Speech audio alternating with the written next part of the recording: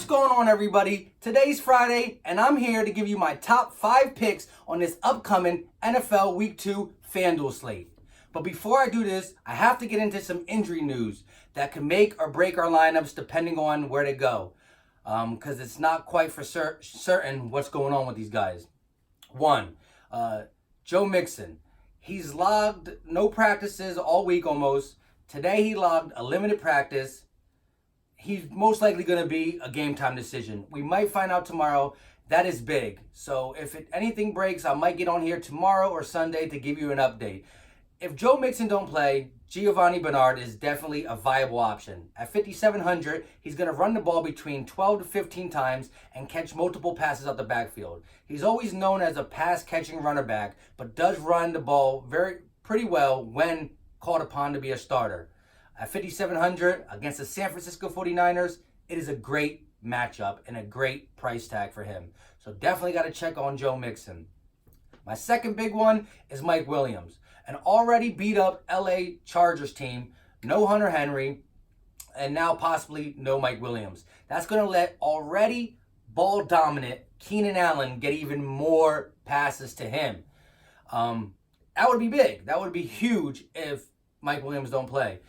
I think Keenan Allen logged 10 or 11 receptions last game. They're going against the Lions. The Lions' offense is looking right with that new tight end. Plus, they got decent weapons on the outside. So it could be a high-scoring game. And if most of the volume is going to Keenan Allen, he's going to be a great pick for his price, I think, at 7,700.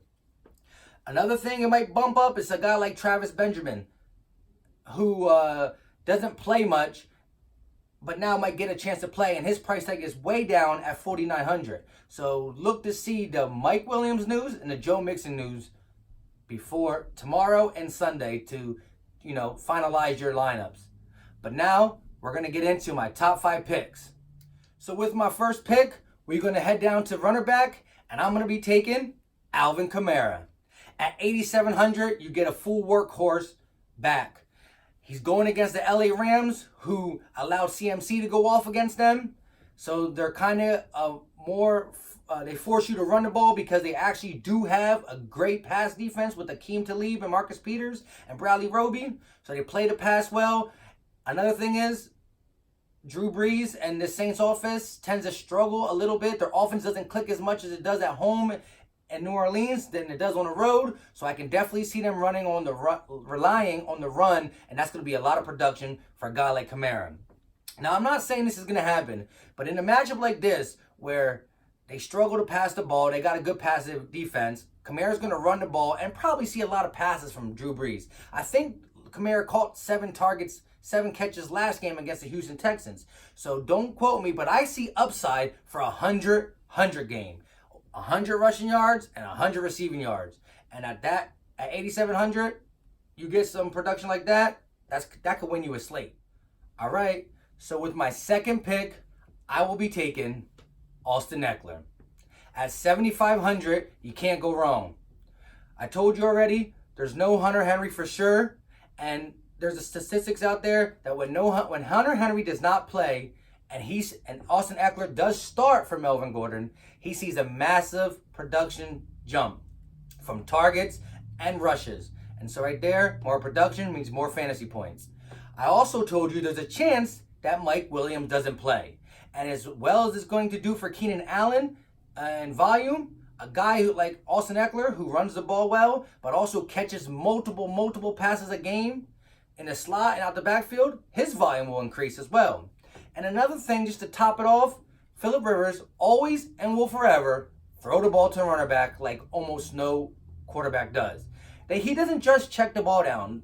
The Los Angeles Chargers have designed passes to get the ball into Austin Ekeler's hands and Melvin Gordon's hands when he's playing, which he's not. So Austin Ekeler's hands in space for him to do what he has to do. And a guy like Austin Ekeler can take any 5-10 yard screen pass or short dump off to the house. So at 7,500 against the Lions, which could be a shootout, he's worth every penny. With my third pick, we're going to move over to wide receiver, and I'm going to take Sammy Watkins. 7,400 price tag. After what he did last week, he should be 9,000. I'm just kidding. But he proved last week that one of the things that has been hampering him throughout his whole career is just his health and injuriness. It's not a problem so far this year. And he showed it again last week. Another huge thing is the Raiders' defense is not even that good to begin with. And last week, they lost their starting cornerback, Garyon Conley. He's not playing. And they lost their starting strong safety, Jonathan Abram. He's not playing. So two of their best players in their secondary is out. They already had a bad secondary. Who's going to guard Sammy Watkins? Now, I know they had that speedster, that young boy, and a lot of people might take him at 4,700. I might stay off of him right now with no Tyreek Hill. And brings me to my last point. The offense is going to flow. The pass game is going to flow between two people, Travis Kelce and Sammy Watkins. Travis Kelce being 8K, and I like a value play at tight end. I'm probably going to get off him and go to Sammy Watkins at 7,400. Pick number 4, and why don't we just stay right here at wide receiver? And we're going to stay in the same game. And I'm going to take Tyrell Williams. Price tag all the way down at 5,900. Why not? One of the things that he's been a great receiver his whole career, but he's never had the opportunity to be the number 1. He finally got that there in Oakland. And he has a great connection with Derek Carr to start the season. Another thing is, the Chiefs' defense is still not good. They let guys like DJ Chalk, Conley, and Westbrook all ball on them. Both Foles and that backup, I forgot his name, the backup quarterback combined for over 350 yards. So someone like Tyrell Williams, who's always been good, is now getting an opportunity to be number 1 against a defense like that. And it's going to be one of the highest scoring games of the week. And even if they're down, they have to pass the ball. At 5,900, sign me right up. Sign me right up. Tyrell Williams at 5,900 against the Chiefs defense as the number 1 option.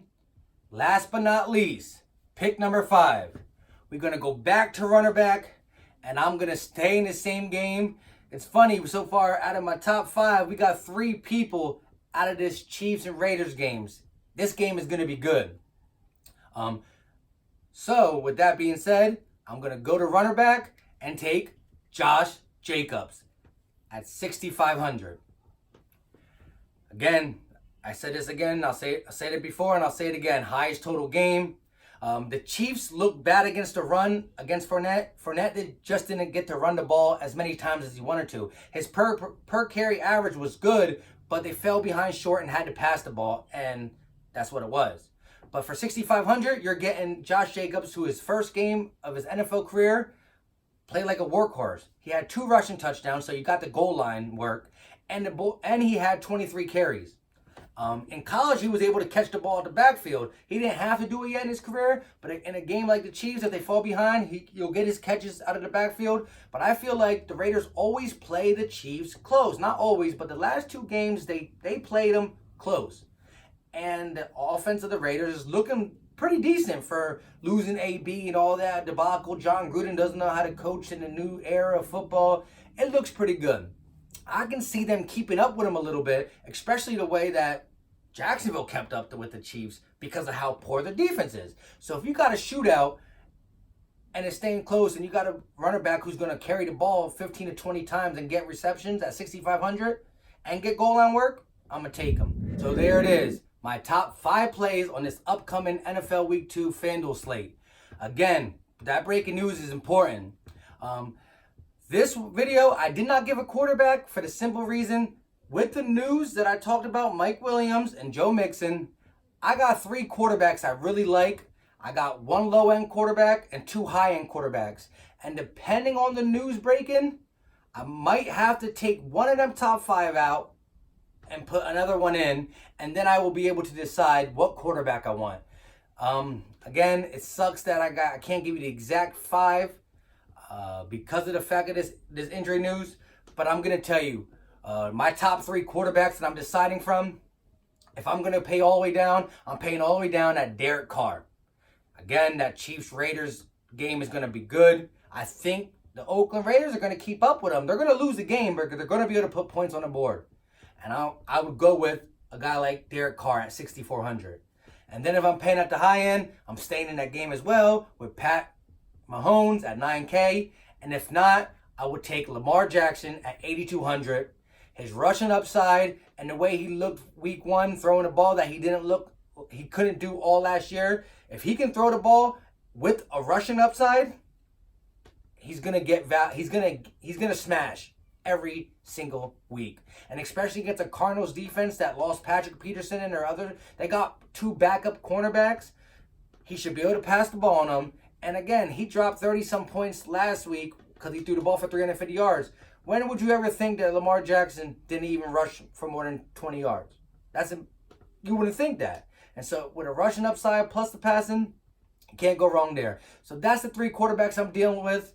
Derek Carr, cheap end, Lamar Jackson, or Pat Mahomes on the top end. And it all depends how this injury news breaks and me exchanging one of my top 5s. Thanks for watching. Let's get in the green.